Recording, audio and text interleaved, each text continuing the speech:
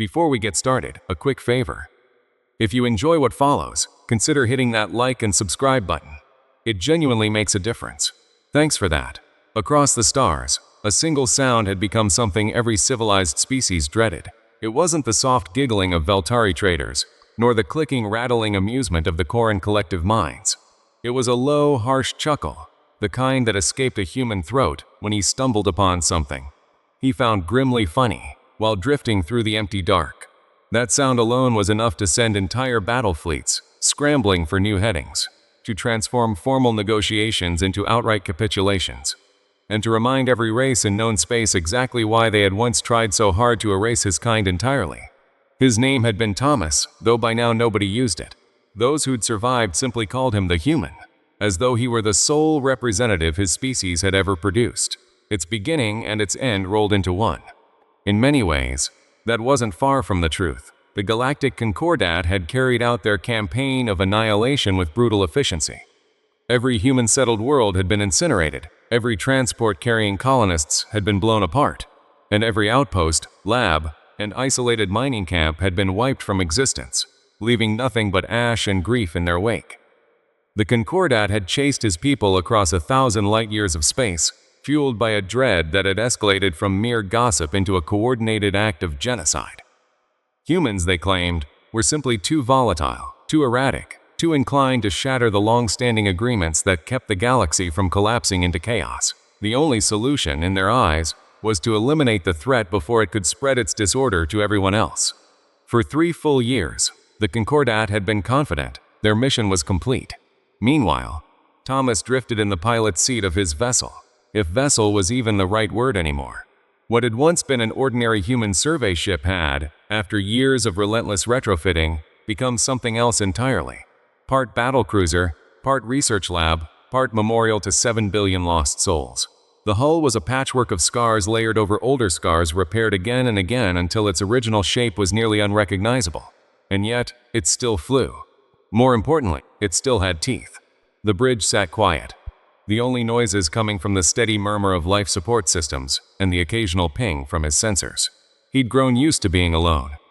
Though in those first years, the isolation had nearly broken him, now it was just part of the rhythm of his life, no different from breathing, or from the dull ache lodged permanently in his chest. A soft tone signaled an incoming call. Thomas glanced at his console and felt that familiar smirk tug at his mouth. The hegemony of Nala was requesting to speak with him. Again. He'd been anticipating this. Over the past half-year, he'd been steadily dismantling Nala's trade network along its established routes, hitting them with calculated, surgical strikes. He never went after civilian targets. That wasn't how he operated. His focus stayed on military convoys, government cargo runs, and the personal fleets belonging to the wealthy elites who'd cast their votes in favor of wiping out humanity. Every strike was meticulously planned and devastatingly effective. Naturally, the Nala military had attempted to put a stop to him. First came patrol ships, then larger squadrons, and eventually entire battle fleets. The remains of their best vessels now floated lifelessly across 12 different star systems, silent reminders of how badly those efforts had failed. Thomas had spent the time studying their strategies, identifying their vulnerabilities, and using their own techniques against them. He had become exceptionally skilled at taking lives. But he'd also evolved into something beyond that. The call originated from Admiral Kethvar, Supreme Commander of Nala's armed forces and one of the key figures responsible for orchestrating the human extermination. The alien's 4 eyes burned with poorly concealed rage as his image filled Thomas's view screen. Human, Kethvar opened, his translator delivering the word in flat, mechanical tones. What you've been doing has crossed a line. The hegemony insists that you surrender at once. Thomas settled back into his chair, fingers laced together in front of his face. Evening, Admiral. Has it really only been 2 weeks since we last chatted?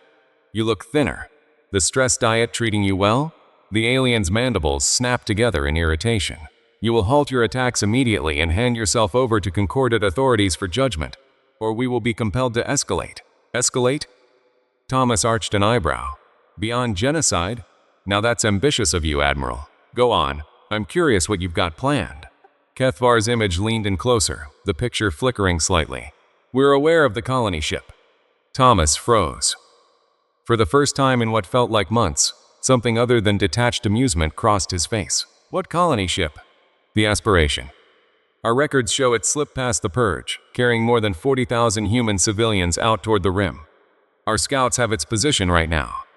A heavy silence settled between them, thick with everything left unsaid. Thomas felt a pressure building inside his chest, threatening to break through the calm he'd worked so hard to maintain. When he finally spoke, it came out barely audible. You're bluffing. Am I? Kethvar's mouth curled into a grin full of jagged teeth. The ship is currently sitting inside the Erebus Nebula, roughly 15 light-years from where you are. They've been concealed there for 3 years now, convinced they were safe, but our scanning technology is far more advanced than they realize. Human. They won't stay hidden much longer. Thomas shut his eyes, letting the familiar crush of grief settle over him like a heavy shroud.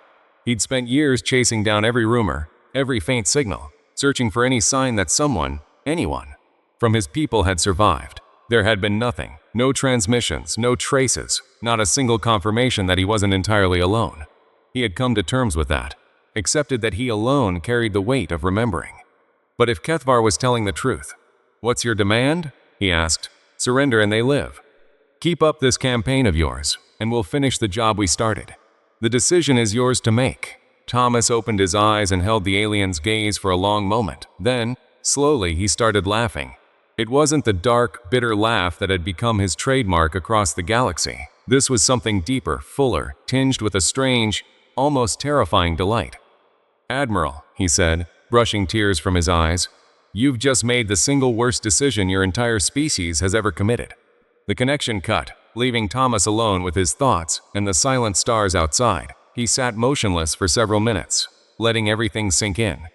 Then he reached for the navigation controls and began charting a course toward the Erebus Nebula. It was time to go home. The Aspiration was right where Kethvar claimed it would be, tucked away within the churning gas clouds and electrical storms of the nebula. Thomas nearly overlooked it entirely. The ship's energy signature blended almost seamlessly into the background noise. But there it was, an enormous vessel, stretching nearly 2 kilometers in length, hanging silently in the cosmic haze like a metal island lost at sea.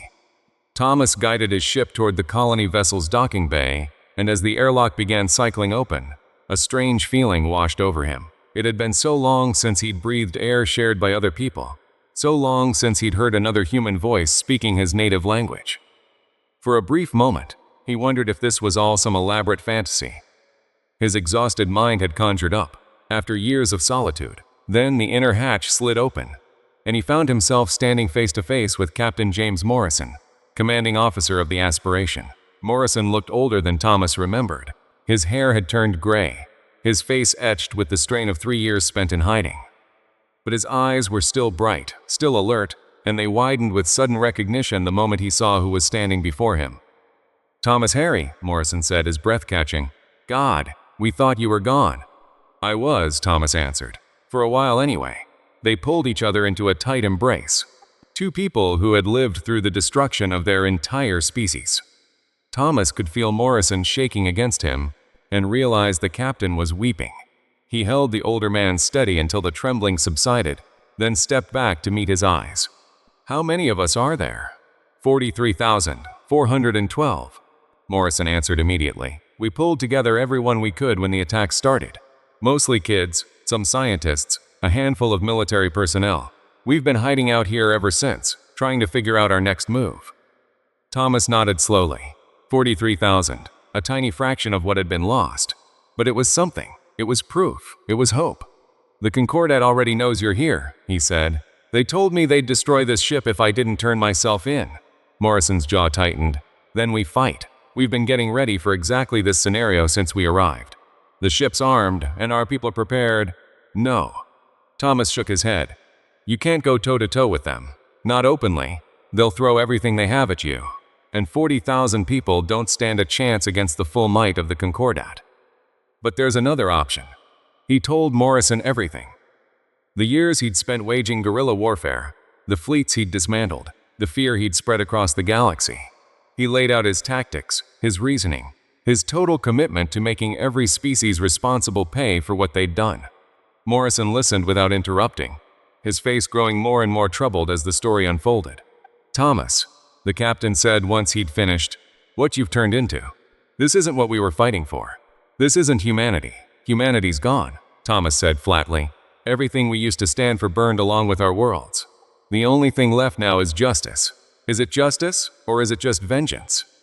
Thomas considered the question in silence for a moment. Then he smiled, and Morrison felt something cold crawl down his spine at the look on the younger man's face. Does it really matter? The gathering took place in the Aspiration's central conference room, where Thomas stood before the colony ship's senior leadership, both military officers and civilian representatives. He could read the conflicting emotions on their faces: hope, fear, admiration, and something that might have been horror. These were people who had heard the stories drifting through the galaxy, the hushed rumors that had even reached their hidden refuge. They knew what he'd become since the genocide. Thomas stepped forward and began to speak. 3 years ago, the Galactic Concordat slaughtered our entire species. They burned our homeworlds, murdered our children, and chased the survivors across the galaxy like prey. They did it because they were afraid of us, afraid of what we might become, what we might accomplish. And they were right to be afraid. He let the silence stretch, letting his words settle over the room. No one moved. For the past 3 years, I've shown them what happens when they cross us. I've wiped out their fleets, crippled their economies, and proven that humanity doesn't just disappear because someone wishes it would. But it's not enough. It will never be enough, because for every human life they took, the galaxy now owes us a debt that can never truly be settled. A woman near the back rose to her feet. Thomas recognized her, Dr. Mary Scott, one of the Aspiration's lead scientists. Her voice was firm, though he noticed her hands trembling slightly. "What exactly are you suggesting, Thomas? That we fight this war forever? That we throw ourselves away chasing revenge?" "I'm suggesting we win," Thomas replied. "Not just scrape by, actually triumph.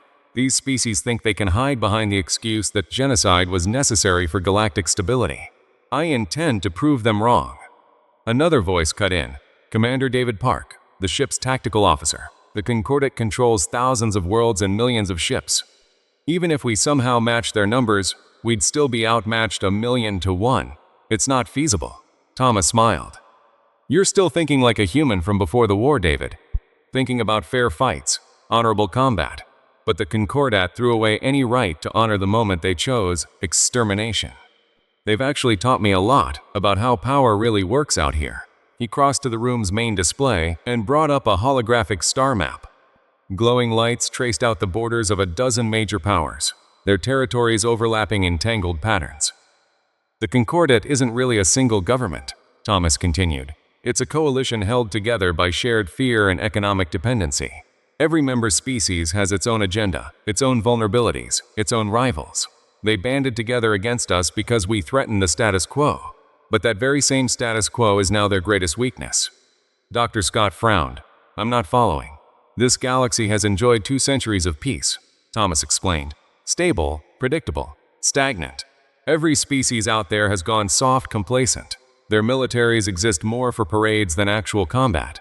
Their economies depend on trade lanes staying open and supply chains staying intact. Their governments operate under the assumption that everyone will keep playing by the rules."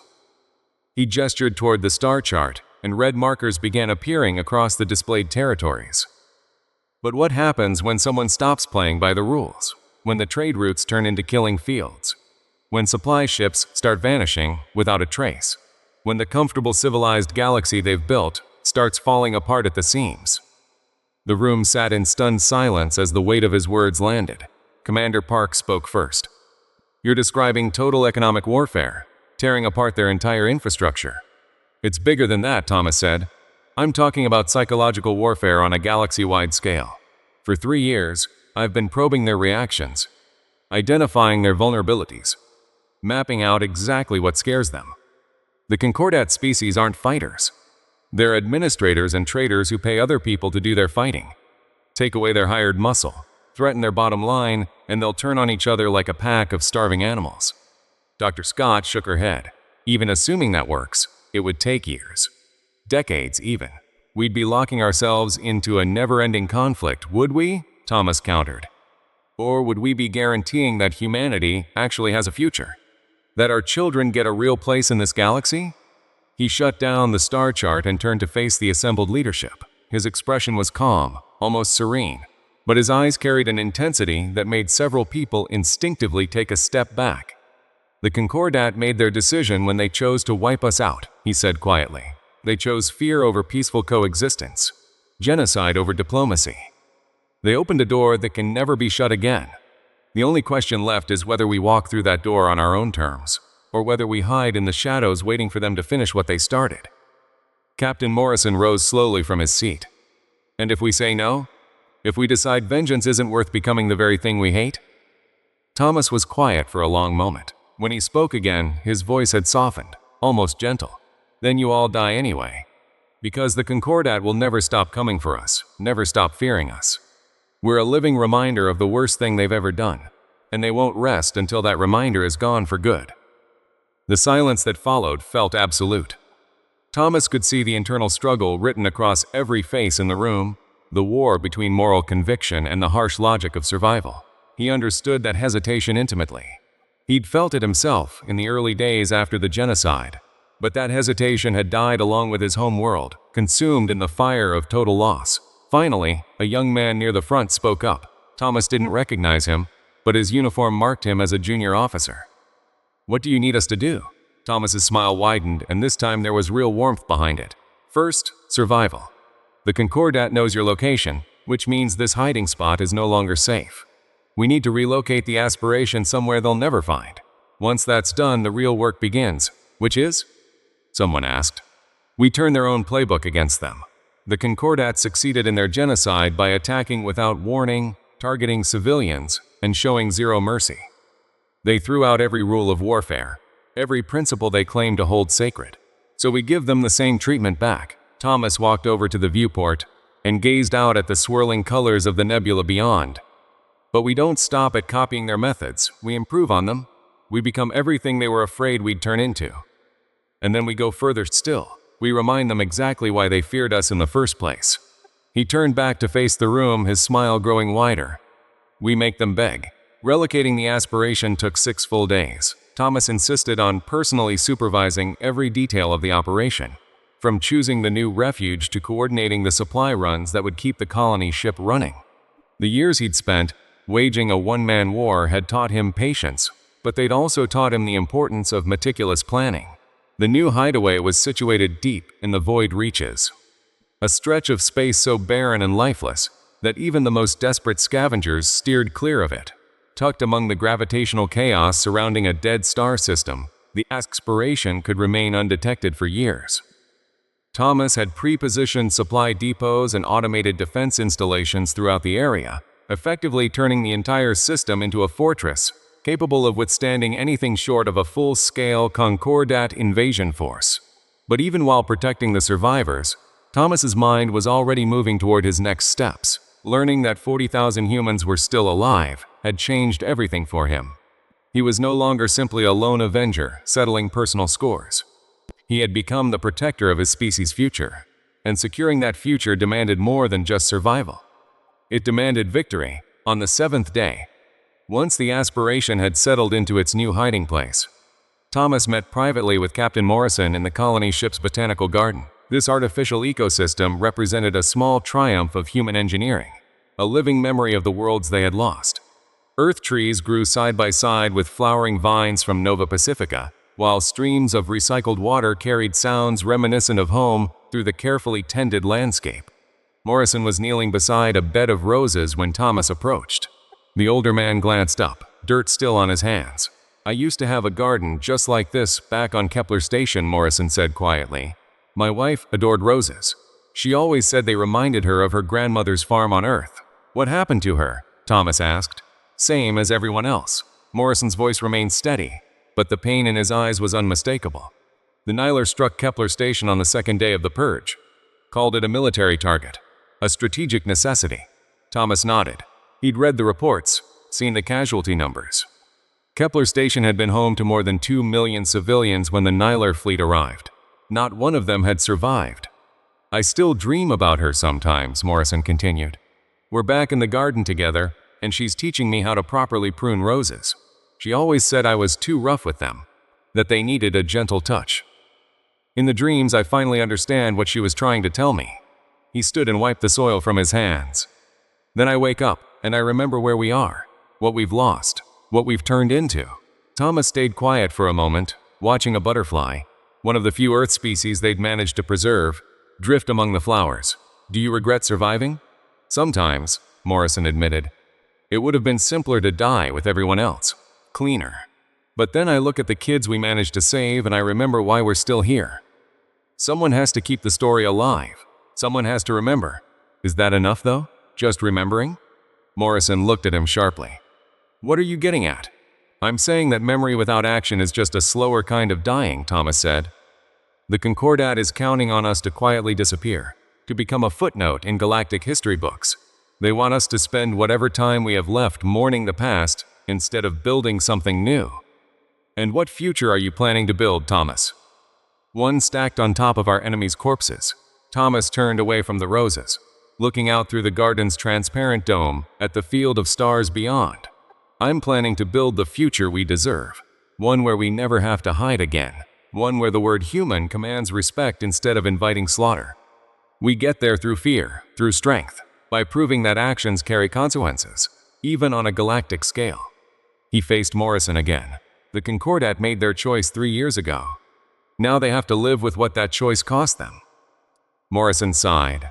You're describing a war that could stretch across centuries. Generations of our children growing up, surrounded by nothing but conflict and hatred. Better that than growing up enslaved, or not growing up at all, Thomas replied. The Concordat has already shown us what happens to species that don't fight back. They go extinct. So we become like them? Killers and conquerors? We become survivors, Thomas said. We become whatever it takes to make sure humanity has a tomorrow. Morrison fell silent for a long stretch, staring down at his roses. When he finally spoke, his voice was barely above a whisper. My wife used to say the most dangerous thing about roses wasn't the thorns. It was how beautiful they were. She said, beauty makes you careless, makes you reach out without thinking, and then you get cut. Thomas nodded slowly. The galaxy got careless with us. They saw our art, our music, our philosophy, and decided we were harmless. They forgot that humans are predators too. And now you're going to remind them? Thomas's smile returned. But there was no warmth in it this time. I'm going to do more than remind them, James. I'm going to teach them a lesson they'll never be able to forget. The opening move of Thomas's strategy unfolded 3 weeks later, when a Concordat diplomatic convoy vanished without explanation in the Rho sector. The convoy had been transporting trade delegates from a dozen different species, along with their security details and a treasure trove of electronic intelligence capable of mapping half the Concordat's communications infrastructure. The ships disappeared without leaving a trace, except for a single broadcast transmitted across every major frequency in the sector. The Concordat owes humanity a debt. Payment is now due, with ours. Every major power across the galaxy had mobilized search efforts to locate the missing convoy. Fleets swept through the area where the ships had last been detected, but found absolutely nothing. No wreckage, no escape pods, no clue as to what had happened. It was as though the convoy had simply ceased to exist. The truth was both more mundane and far more unsettling. Thomas had spent months perfecting a new technology built on human research into gravitational fields, research the Concordat species had always dismissed as theoretical nonsense rather than practical engineering. The device, barely larger than a shuttlecraft, could generate localized distortions in space-time capable of instantly relocating matter from one point to another. The convoy hadn't been destroyed. It had been moved. The ships now sat hidden within a remote asteroid field, their crews unharmed but imprisoned. Thomas had no plans to kill the diplomats. Not yet, anyway. They were far more useful as bargaining chips and sources of intelligence. The second phase came 2 days later, when a hegemony cargo vessel, hauling rare ore toward the Nylar homeworld, detonated in the middle of a heavily used shipping lane. The blast had been precisely timed to cause widespread disruption while minimizing loss of life. The transport's crew had been evacuated mere minutes before the explosion, though they had no idea why their emergency systems had suddenly triggered. The resulting debris field choked off the shipping lane for weeks, forcing thousands of vessels onto lengthy detours. But more significant was the message left behind, burned 3 meters tall into the hulls of nearby ships. Remember Avalon. Remember Earth. Remember what you did to us. The third phase was subtler still. Thomas had come to understand that fear was a far more potent weapon than direct violence when it came to achieving his goals. Rather than continuing to strike ships outright, he launched a campaign of psychological pressure designed to grind Concordat commerce to a halt through sheer uncertainty and paranoia. Anonymous warnings began reaching ships, cautioning them to avoid specific routes at specific times. Most captains ignored these messages, until those exact ships started vanishing exactly as the warnings had predicted. Trade schedules became useless, as captains abandoned established routes altogether. Insurance premiums skyrocketed as underwriters at Lloyd's of Centauri struggled to calculate the risk posed by a single human. Within a single month, Thomas had achieved something no conventional military force could have managed. He'd brought Concordat commerce to a near-total standstill, without firing a single additional shot, and he was only getting started. Admiral Kethvar stood before an emergency session of the Concordat Security Council, his 4 eyes locked on the array of holographic displays surrounding the chamber. Each screen showed a different facet of the crisis now consuming the galaxy. Shipping lanes gone dark, military fleets stretched dangerously thin across impossible distances, and looming over everything. The question nobody dared voice aloud: where was the human? The situation has become unsustainable, Kethvar reported to the gathered delegates. Over the past month alone, we've lost more than 40 vessels to attacks that defy explanation. Ships vanish from the heart of heavily escorted convoys.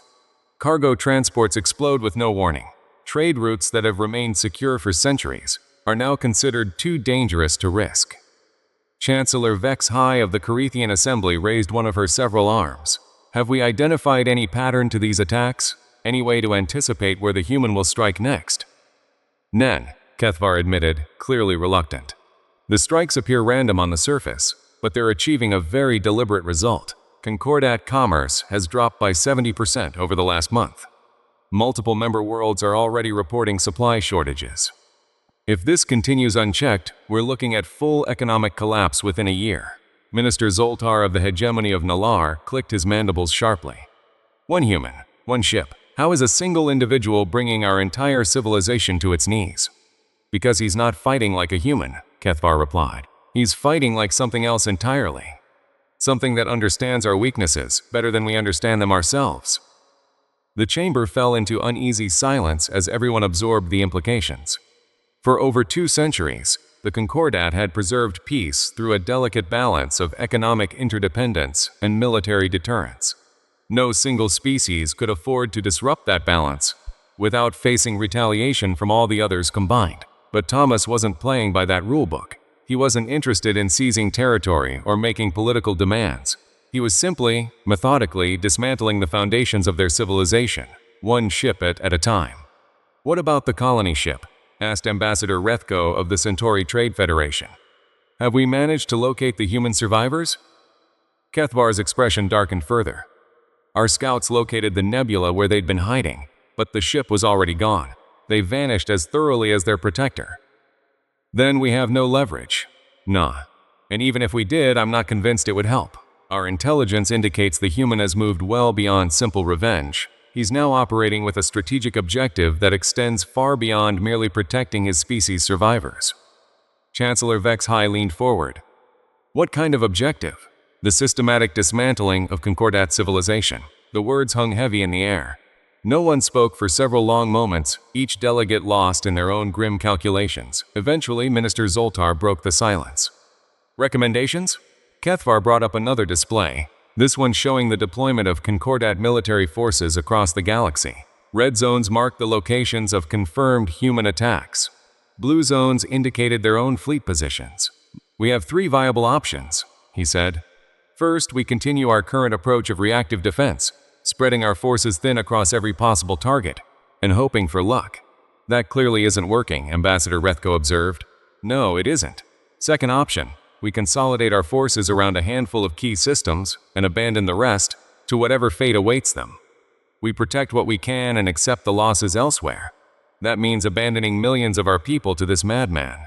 Chancellor Vex High protested. Correct. Which brings us to the third option. Kethvar paused, clearly uncomfortable. We attempt to negotiate with him. The chamber erupted into angry shouting. Several delegates leapt to their feet. their various species' expressions of outrage blending into a chaotic mix of clicks, chirps, and roars. Minister Zoltar's voice cut through the noise like a blade. Negotiate with the terrorist who's been systematically attacking our citizens. He's not a terrorist, Kethvar said quietly. Terrorists have political demands, things that can be negotiated. This human wants something far simpler and far more dangerous. Which is what exactly? Justice. Or at least, what he considers justice. And in his mind, justice means the total destruction of everyone who took part in the human genocide. The chamber went silent again. Chancellor Vexhai found her voice first. All of us? All of us, Kethvar confirmed. Every species in the Concordat, every government that voted for the purge, every military officer who carried out the attacks, every civilian who benefited from the redistribution of human territory afterward. In his eyes, every one of us shares the guilt. Ambassador Rethko shook her head slowly. Then there's no point discussing negotiation. He won't stop until we're all dead, perhaps. Or perhaps there's another path. Kethvar manipulated the display, zooming in on a particular sector of space. Our intelligence suggests the human isn't operating entirely alone anymore. He's been in contact with the colony ship survivors. If we could convince them that their protector has become something monstrous, that his actions are destroying any hope of peaceful coexistence. You want to turn the surviving humans against the man who's protected them. Minister Zoltar's tone was incredulous. I want to survive this, Kethvar replied flatly. And right now, that's the only path I can see. Captain Morrison read through the message a third time, but the words refused to change. The transmission had arrived through one of the aspiration's most heavily encrypted channels. Codes that only a select few people should have had access to. And yet, there it was. An offer to negotiate, sent directly from Admiral Kethvar himself. The proposal was straightforward. The Concordat wanted to discuss terms for ending Thomas's campaign of destruction. In exchange, they were offering safe transit to a neutral meeting location, a guarantee they wouldn't interfere with the colony ship, and even reparations for the genocide. All they were asking in return was that the survivors use whatever influence they had to convince Thomas to stand down. Morrison set the communication pad aside and stared out his quarter's viewport at the lifeless stars surrounding their new hideout. 3 months had passed since Thomas had relocated them here. 3 months during which reports of his activities had continued trickling in from across Concordat territory. Ships disappearing, trade routes collapsing, entire sectors gripped by fear of one lone human warrior. Part of Morrison felt pride in what Thomas had accomplished. The man had become living proof that humanity wouldn't simply vanish quietly. But another part of him was growing increasingly uneasy, both about Thomas' methods and about who he was becoming because of them. A soft chime announced a visitor. Morrison called out for them to enter. Surprised to see Dr. Scott standing in the doorway, the scientist looked exhausted, as though she hadn't slept properly in days. Mary, what's going on? I've been tracking the galactic communication networks, she said, skipping any preamble. The reports we've been getting about Thomas's activities, they're not telling the whole story. Morrison frowned. Meaning what? Scott activated a small holographic projector, filling Morrison's quarters with a three-dimensional star map. Red markers traced the locations of Thomas's confirmed strikes, while yellow markers indicated areas of suspicious but unconfirmed activity. Look at the pattern, Scott said, adjusting the display. Thomas isn't attacking at random.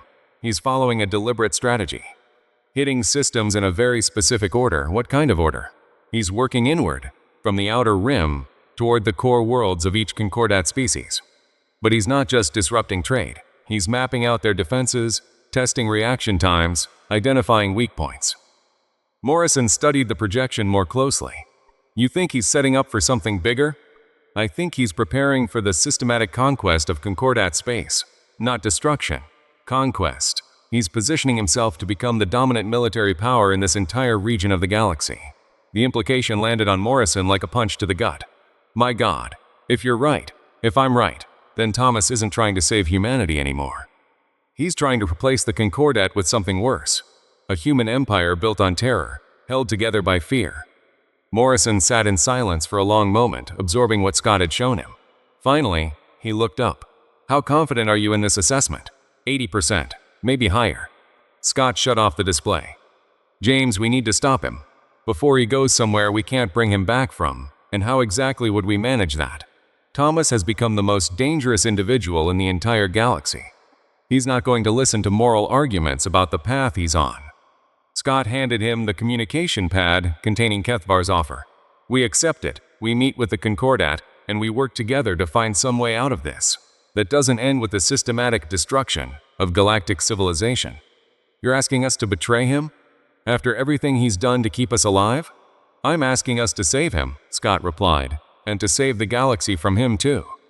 Thomas has turned into something humanity was never meant to become. If we don't act now, history will remember us as the species that brought darkness to the stars. Morrison stared at the message for a long while. Then, slowly, he began drafting a reply. The meeting convened aboard Zerion Station, a neutral trading post situated in the borderlands between Concordat territory and independent space. Morrison brought a small delegation from the Aspiration, himself, Dr. Scott, Commander Park, and 2 other senior officers. The Concordat had sent a much larger contingent, including Admiral Kethvar and representatives from every major member species. The station's conference facility was opulent by most standards, but Morrison found the surroundings uncomfortable. The furniture was scaled for beings far larger than humans, and the air mixture felt subtly off compared to what he was accustomed to. Still, these were trivial concerns next to the gravity of what they were about to discuss. Thank you for agreeing to come, Admiral Kethvar said as the meeting opened. I understand this couldn't have been an easy decision.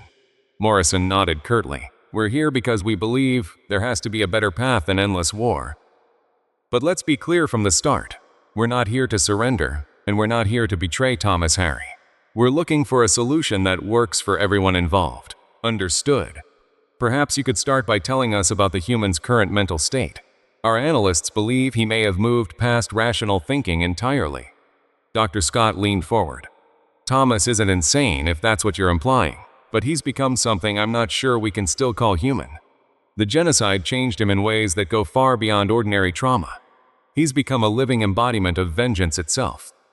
Can he still be reasoned with? I don't know, Scott admitted. 3 years ago, I'd have said yes without hesitation.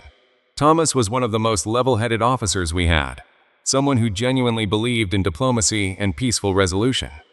But that man died along with our worlds. Commander Parks spoke up for the first time. What exactly are you proposing? That we somehow talk Thomas into abandoning his campaign and going back into hiding? Kethvar exchanged glances with the other delegates before responding. Actually, we were hoping for something more substantial. A full ceasefire, paired with a formal peace treaty between humanity and the Concordat. A bitter laugh escaped Morrison's throat before he could stop it. A peace treaty? Admiral, your people committed genocide against our species. You hunted us across the galaxy and tried to wipe out every last one of us. What possible foundation could there be for peace? Mutual survival, Kethvar replied simply. Your protector is destroying both our civilizations. If he continues on his current path, there won't be anything left worth making peace over. The room went quiet. Morrison could see the grain of truth in the alien admiral's words, even as part of him rebelled against everything those words implied. Thomas's campaign had indeed grown well beyond anything resembling a proportional response. What would the terms of such a treaty look like? Dr. Scott asked. Minister Zoltar of the Nala leaned forward. Full recognition of human sovereignty over any territory you choose to claim. Reparations for losses suffered during the conflict. Guaranteed legal protections for all human survivors under Concordat law. And in return, Thomas Harry ends his attacks and submits to a joint human Concordat tribunal to face charges of terrorism and mass murder. The silence that followed was crushing. Morrison felt his fists clench as he fought to keep his anger in check. You want us to hand over the one person who fought to keep our species alive? The man who single-handedly stopped our complete extinction? We want to prevent a galactic war that could cost billions of innocent lives, Kethvar said. Captain Morrison, I understand your loyalty to Thomas Harry, but surely you can see that his current trajectory leads only to mutual destruction. Commander Park stood abruptly. This meeting is finished. We're not handing over the man who saved us so the rest of you can sleep easier at night. Please. Chancellor Vex High of the Carithian Assembly spoke up for the first time, her multiple arms spread in a gesture of appeal. Hear us out. We're not asking you to betray anyone. We're asking you to save him from himself. What does that mean? Morrison asked, though he remained on his feet. Your reports indicate Thomas has been operating in isolation for months now, with barely any contact even with your people. Our psychologists believe that isolation, combined with the trauma of genocide, has produced a deeply dangerous psychological state. He's no longer fighting to protect humanity. He's fighting to punish the entire galaxy. Dr. Scott frowned. You've been studying him. We've been trying to understand him, Kethvar admitted, because understanding him is our only realistic chance of stopping him, and what we've discovered is deeply troubling. The Admiral brought up a holographic display showing Thomas's attack patterns over the preceding months. Red markers formed a clear spiral, tightening steadily inward toward the core worlds of Concordat space. This isn't random terrorism, Kethvar continued. This is a deliberate campaign designed to cripple our defenses and leave us exposed to a final assault. Our analysts believe Thomas intends to destroy the home worlds of every species that took part in the human genocide. Morrison stared at the display, dread pooling in his stomach. How many people live on those worlds? Approximately 40 billion. The number hung in the air like a death sentence. Scott was the first to speak. 40 billion innocent civilians. From Thomas's perspective, there are no innocent civilians, Kethvar said quietly. Everyone who benefited from the redistribution of human territory. Everyone who stayed silent while the genocide happened. Everyone who continues to support the governments that ordered the purge. In his eyes, they're all complicit. Morrison sank back into his chair, overwhelmed by the sheer scale of what they were discussing. You're saying he's planning to commit genocide himself. We're saying he's already started. The economic disruption he's caused has triggered supply shortages across Concordat space. Medical shipments, food convoys, emergency relief, all disrupted by his campaign. Our preliminary estimates put the death toll from his actions at over 2 million already. Commander Park shook his head. That's not Thomas. He'd never target civilians on purpose. Perhaps not intentionally, Chancellor Vex High replied, but does intent matter to the families of the dead? Does it matter to the children who won't get the medical care they need because Thomas destroyed their supply convoy? A crushing moral weight settled over the human delegation. Morrison could see the same internal struggle on his companions' faces that he felt in his own chest. How do you weigh one life against billions? How do you balance justice against mercy, survival against morality? There has to be another option, Scott said finally. Some solution that doesn't force us to choose between betraying Thomas and enabling mass murder. Admiral Kethvar nodded slowly. There is one, though it would require a level of cooperation between our peoples, and a degree of trust that neither side has any real reason to extend. What kind of cooperation? Joint custody. Thomas submits himself to a tribunal made up of both human and Concordat representatives. If found guilty, he serves his sentence on a prison world administered jointly by both governments. If found innocent, he's released to live peacefully among his own people. Morrison weighed the proposal carefully. And if he refuses to go voluntarily, then we work together to capture him. Concordat resources combined with human insight into his psychology and tactics. Difficult, but not impossible. You're asking us to help hunt down our own protector. We're asking you to help us prevent a war nobody can win, Kethvar replied. Captain Morrison, I know this is an impossible position, but consider the alternative. If Thomas continues on his current path, we'll have no choice but to mobilize the Concordat's full military strength against him. The collateral damage alone would dwarf everything that's happened so far. Dr. Scott looked up from her hands. How much time do we have to decide? Our intelligence suggests Thomas is preparing a major operation against the Nylar homeworld. If he succeeds in destroying Nylar Prime, it would trigger a cascade effect that could destabilize this entire region of space. We estimate roughly 2 weeks before he makes his move. The meeting dragged on for several more hours, but Morrison found it increasingly difficult to focus on the details. His thoughts kept drifting back to the last time he'd seen Thomas. Standing in the Aspirations Botanical Garden, speaking with quiet conviction about humanity's future. Had that future always included the deaths of billions? Or had Thomas's isolation and grief twisted his original vision into something monstrous? When the session finally concluded, Morrison found himself wandering alone through Zarian Station's commercial district. The sight of dozens of alien species mingling peacefully reminded him of everything they stood to lose if Thomas's campaign continued. These beings had families, hopes, dreams, just as humans once had. Did they deserve to die for crimes committed by their governments? But then his mind drifted back to the footage from Earth's final transmission, Nala warships, reducing humanity's birthplace to glowing slag. He remembered the children who died on Avalon, the families torn apart across 100 human worlds. Did those victims deserve any less justice than the aliens now threatened by Thomas's vengeance? Morrison was still wrestling with these thoughts when he returned to the human delegation's quarters and found his companions in the middle of a heated argument over the Concordat's proposal. "It's a trap," Commander Park was saying. "They want us to hand Thomas over so they can execute him publicly and put an end to the threat against their precious civilization." "Maybe," Dr. Scott replied. "But what if it isn't? What if this is genuinely our only shot at avoiding a galactic war? Since when do we negotiate with people who voted to wipe us out?" Park shot back. "These are the same beings who decided to exterminate our entire species 3 years ago. And now they want us to trust them with the life of the one man who actually fought back. The one man who might become a mass murderer himself if nobody steps in," Scott countered. "David, I get it. We all feel loyal to him. But that loyalty can't blind us to what he's turning into." Morrison cleared his throat, and both officers turned toward him. "What did our people say when I told them about the meeting?" "Mixed reactions," Scott admitted. "Some support opening negotiations. Others think we should warn Thomas immediately and help him prepare for whatever the Concordat is planning.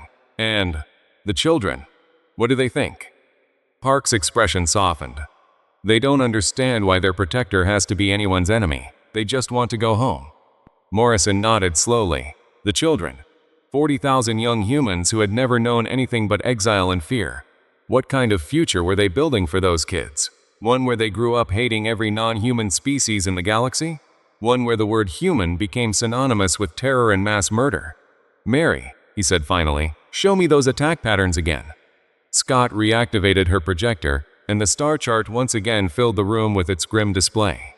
Morrison traced the spiral path of Thomas's campaign with his finger, studying it carefully. "If your read on his end goal is correct," Morrison said slowly, "then he's not just planning to destroy the Concordat homeworlds. He's planning to become the only real power left in this part of the galaxy. That's my assessment, yes. Which means, even if we wanted to stop him, we might not be able to. Someone capable of single-handedly paralyzing galactic commerce isn't going to back down because of moral arguments from his own people." Commander Park frowned. "What are you saying, Captain?"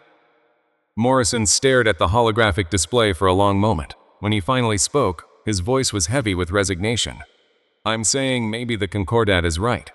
Maybe the only way to save what's left of humanity's soul is to stop Thomas Harry ourselves." The decision to reach out to Thomas directly came only after 3 grueling days of debate within the human delegation.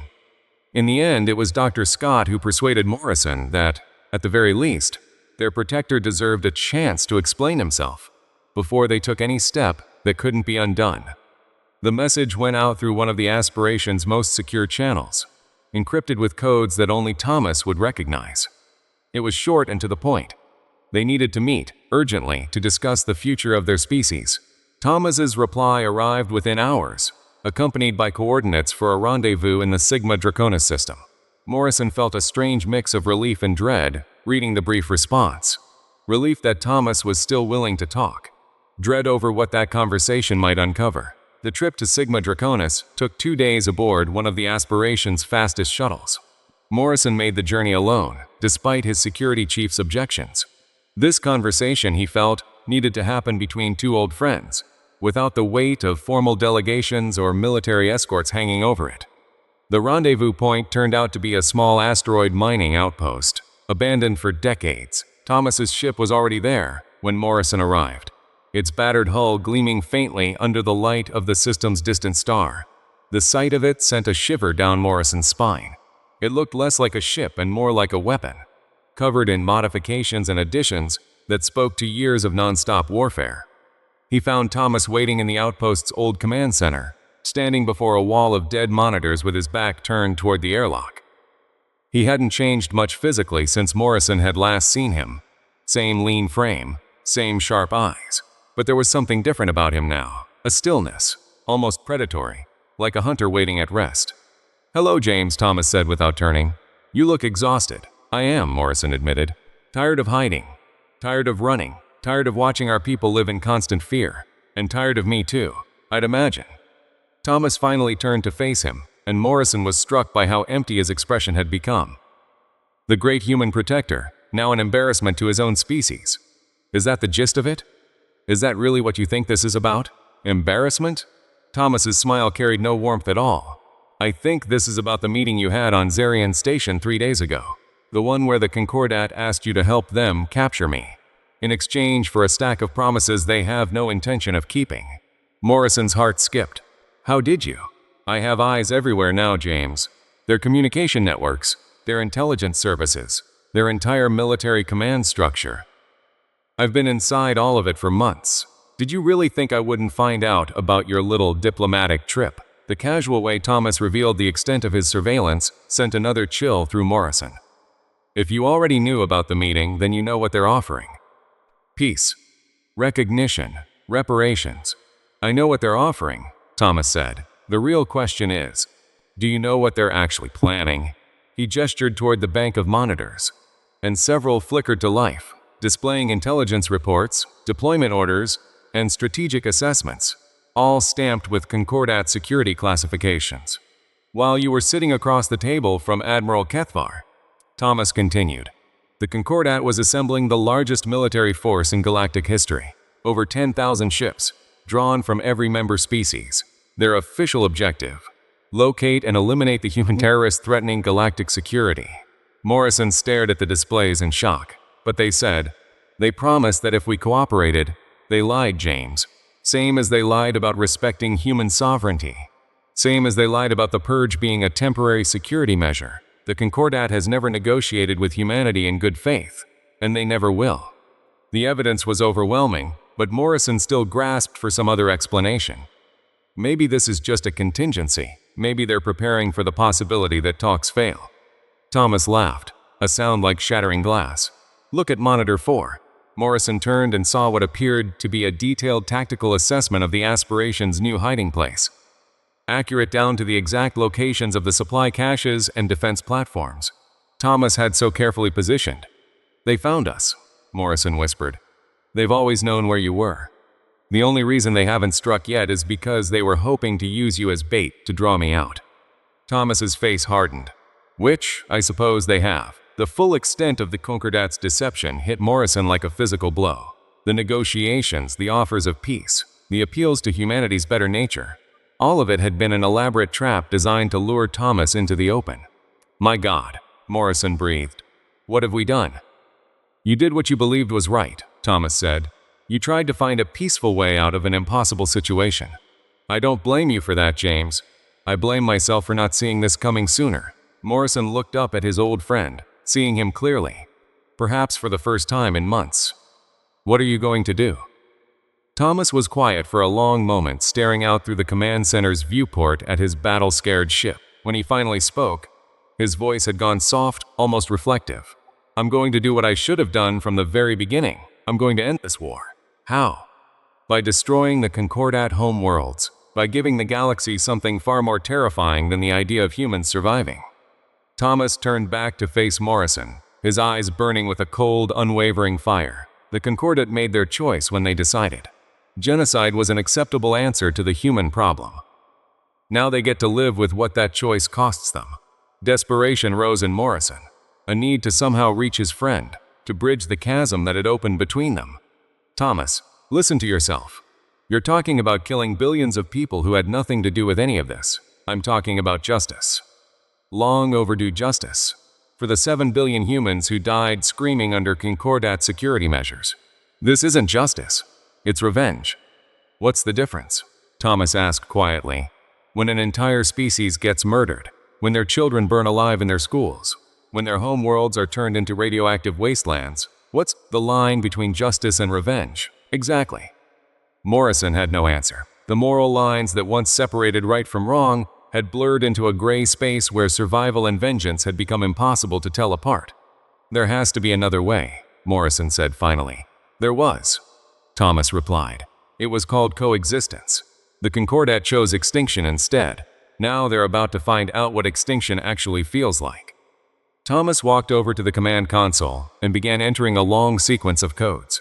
Morrison watched, alarm growing, as multiple displays lit up with connection protocols initializing across Concordat space.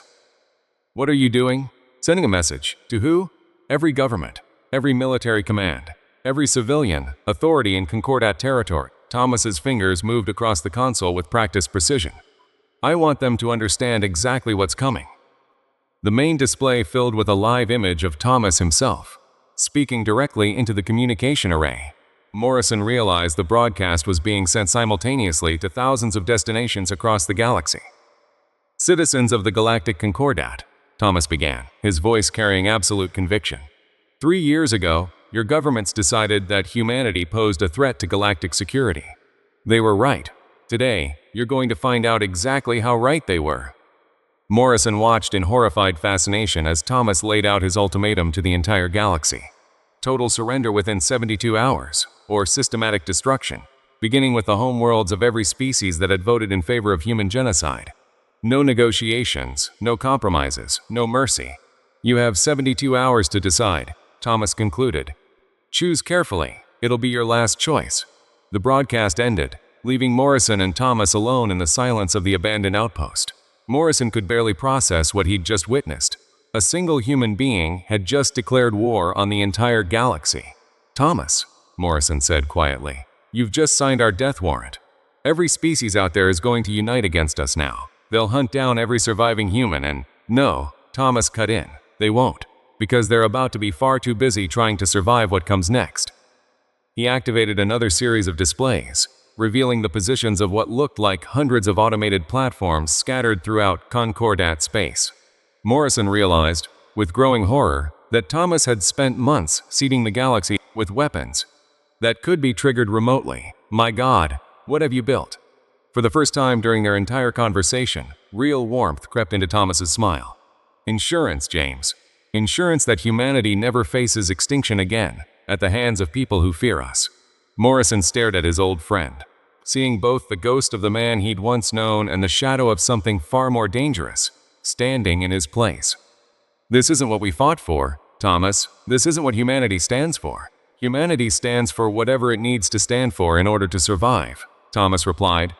"And right now, that means standing for the principle that genocide has consequences." The communication console chimed repeatedly, signaling incoming transmissions from across the galaxy. Morrison could see panic rippling through Concordat space as governments grasped the scale of the threat now facing them. Emergency sessions, military mobilizations, evacuation orders. The entire galaxy was convulsing with fear. 72 hours, Thomas repeated quietly. "Let's find out if they choose wisdom over pride." Morrison looked at his friend one last time, then turned toward the airlock. "I have to get back to the aspiration. Our people need to know what's coming." "James." Thomas's voice stopped him at the threshold. "Tell them, whatever happens over the next 72 hours, they're safe. None of the platforms I've deployed will target human settlements. Our people will make it through this. And after? What happens after you've destroyed half the galaxy?" Thomas was quiet for a long moment, staring out at the stars. "After, we rebuild. We build something better than what came before. Something that remembers exactly what it cost to try and erase humanity from existence." Morrison left without another word, his mind reeling from the magnitude of what Thomas had just set into motion.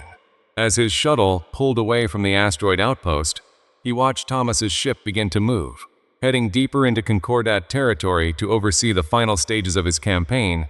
Behind him, scattered across 10,000 star systems, the automated platforms Thomas had spent months deploying began their activation sequences. In 72 hours, they would either power down in response to a Concordat surrender, or begin the systematic destruction of galactic civilization. The last human had made his choice. Now the galaxy would learn the price of genocide. Epilogue. The choice. 71 hours and 37 minutes after Thomas's ultimatum, Admiral Kethvar stood in the Concordat's emergency command center, watching the galaxy tear itself apart. Every major government was locked in session, weighing options that ranged from total surrender to mutual annihilation. Military fleets scrambled into defensive positions around their homeworlds, while civilian populations fled toward the outer rim in anything capable of flight. But it was already too late. Thomas's platforms weren't simply weapons. They were a demonstration of technological superiority that made conventional defense utterly meaningless.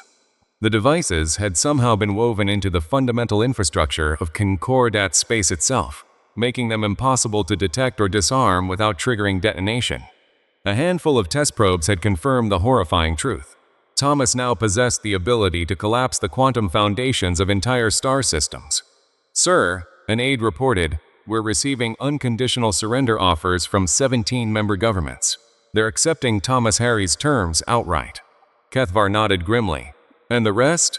"Preparing for war. The Nylar hegemony has sworn to fight to the last ship rather than submit to human tyranny." "Fools," Kethvar muttered. "They still don't understand what they're up against." The main display showed Thomas's ship approaching the edge of Nylar space. Intelligence suggested he was personally overseeing the final preparations, ensuring every detail of the galaxy's destruction unfolded exactly according to plan. "Admiral," another officer called out, "priority transmission incoming. Captain Morrison, of the human colony ship." Kethvar turned toward the communication station. "Put it through." Morrison's exhausted face appeared on the main display, his expression carrying the weight of moral anguish. Behind him, Kethvar could make out other humans, scientists, officers, civilians, all watching with the same blend of hope and despair. "Admiral Kethvar," Morrison began, "I need you to understand something about Thomas Harry. He's not a monster. He's a man who was broken by an unimaginable loss and reshaped by an overwhelming need for justice. But somewhere inside that weapon you helped create, the human being is still in there." "What are you proposing, Captain?" "One last attempt at communication, not surrender, not negotiation, just a conversation between two soldiers who understand what war actually costs." Kethvar considered the request. They had less than 23 minutes before Thomas's deadline expired. Every military analyst in the Concordat agreed that resistance was pointless. The platforms couldn't be stopped. The technology couldn't be countered. Their only hope rested on the slim chance that some fragment of Thomas's original humanity could still be reached. "Very well," Kethvar said finally. "But if this fails," he continued, "then we'll all learn exactly what genocide looks like when it's carried out by someone who truly understands the word." The transmission ended, leaving Kethvar alone with his thoughts and the crushing weight of galactic history bearing down on him. In 22 minutes, either diplomacy would succeed where military might had failed, or the Concordat would learn the final, terrible lesson of their war against humanity. Some species, it seemed, should never be pushed to the edge of extinction, because when they come back from that edge, they bring the darkness with them. The galaxy had been given 72 hours to choose between surrender and annihilation.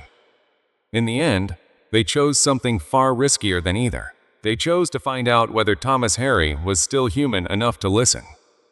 The answer to that question would redefine the meaning of both mercy and justice across 10,000 star systems. But first, they would have to survive the conversation.